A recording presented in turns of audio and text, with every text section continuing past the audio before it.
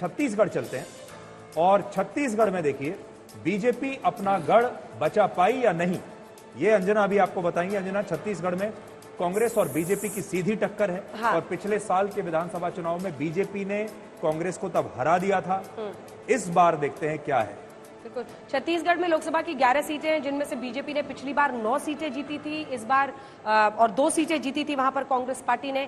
Vote percentage के हिसाब से अगर आप देखेंगे तो वोट 51.44 51% से ऊपर बीजेपी को मिला था और कांग्रेस 41 के आसपास थी। सबसे पहले वोट परसेंटेज, चलिए जल्दी से एनडीए दबाते हैं बटन और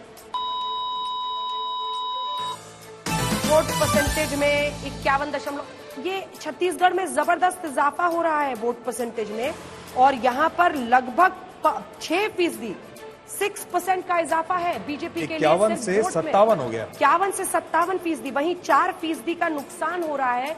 यानी ऐसा प्रतीत होता है कि जो आप शायद झारखंड में लूज कर रहे हैं, आप यहाँ पर मेकअप कर पाते हैं या नहीं। अब हम सीधा स्कोर कार्ड दिखा देते हैं और आपको बताते हैं एनडीए की कितनी सीट्स यहाँ पर आ रही हैं। जो आपने वहां पर बीजेपी ने पिछली बार 9 सीटें 11 में से जीती थी, ये 10 से 11 सीटें बरकरार रख रही हैं। अब 9 सीटें थी, 2 सीटों का फायदा है।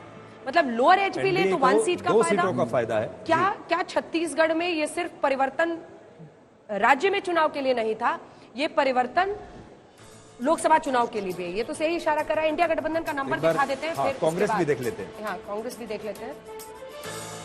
कांग्रेस का मैंने ये बटन दबा दिया। देखिए कांग्रेस को भी यहाँ पर 0 to 1 37% वोट है। सीट दिखा दीजिए। 4% अंजना कम हुआ है।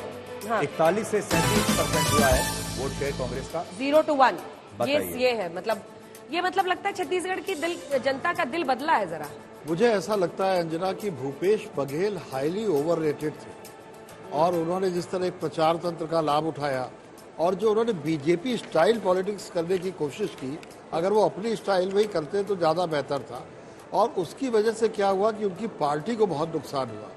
ये चुनाव सीधे सीधे मोदी के चेहरे पर लड़ा जा रहा है और जब वो लड़ा जा रहा है तो भाजपा की अपनी वेल ऑयल्ड मशीनरी और ये मिलाकर और कांग्रेस का जो संगठन छितरा गया है वहां पर, उसका फायदा झारखंड और नंबर्स अगर आप देखें जी शशि जी, तो ऐसा लग रहा है क्लीन स्वीप बीजेपी कर रही है। पहली बार 10 to 11 से 11 पे पहुंच जाना। पिछली बार 9 था जी। 11 सीटें अगर अपर एज आ गया अनुमानों के मुताबिक तो ये क्लीन स्वीप। मैं वही कह रहा हूँ, सामने वाली पार्टी छितरा गई है, इसका मतलब साफ है। नहीं तो आप देखिए कितना ओवरहाइप था विधानसभा में भी कि सब जीतने वाले हैं, कांग्रेस दोबारा आने वाली है, और बुरी तरह भस्मीभूत हो गए थे।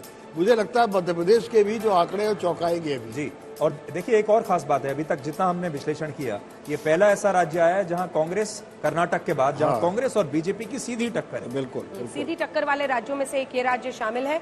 और अब हम आपको जल्दी से छत्तीसगढ़ के बाद अपने अगले राज्य, ये देखिए 3 नंबर्स आपके सामने, पूरी टैली आ गई है। तो ये अनुमान आप जोड़ के रख सकते हैं क्योंकि 4 जून को आपको हमें भी परखना है। तो आपके लिए ये इंटरेस्टिंग रहेगा कि देखिए इन राज्यों में एक बार अगर हम पूरी टैली दिखा दें तो अब हम नीचे की तरफ जाना चाहेंगे क्योंकि अब एनडीए, देखिए बिहार जैसे राज्य के आने के बाद 74 से 87 सीटों पर पहुंच गया है। वहीं आप इंडिया गठबंधन को देखें तो वो भी 65 से 78 पर पहुंचा हुआ है। अभी मामला नेक टू नेक चलता हुआ दिखाई दे रहा है और ये एक बहुत बड़ा इशारा है। क्या इस बार कांटे की टक्कर आप देखेंगे एनडीए और इंडिया गठबंधन में? क्या यही ट्रेंड बरकरार रहेगा? क्या आखिरी ओवर तक ये मैच चलेगा? क्योंकि सबसे लास्ट में हम आपको उत्तर प्रदेश के नंबर्स दिखाने वाले हैं और ये सस्पेंस ऐसा है कि हर किसी की सांसें अटकी हुई रहेंगी। लेकिन अभी आप ये देखिए 74 to 87 एज है, लगभग 10 सीटों का एज है। इनका जो अपर एंड है वो बीजेपी का लोअर एंड है, लेकिन ज्यादा पीछे नहीं है। और इंडिया गठबंधन सीटें हम अनलॉक कर चुके हैं और ये तब जबकि बिहार जैसा राज्य का नंबर हम बता चुके हैं, मतलब हम हिंदी पट्टी की तरफ आ चुके हैं। हालांकि इसमें ज्यादातर दक्षिण के 3 बड़े राज्य हैं जिनके नंबर्स हमने बताए हैं, लेकिन ये अब ट्रेंड बरकरार है। और अब हम बिहार, छत्तीसगढ़ बताएं। छत्तीसगढ़ में मतलब आप जिसको कह सकते हैं टॉप एंड पर पहली बार ऐसा होगा कि 11 सीटें अगर अपर एज आ जाती हैं तो 11 सीटें क्लीन स्वीप वहां पर करेगी। वहीं झारखंड में भी बीजेपी अपनी परफॉर्मेंस बरकरार रख रही है, हालांकि जेएमएम के लिए इजाफा है।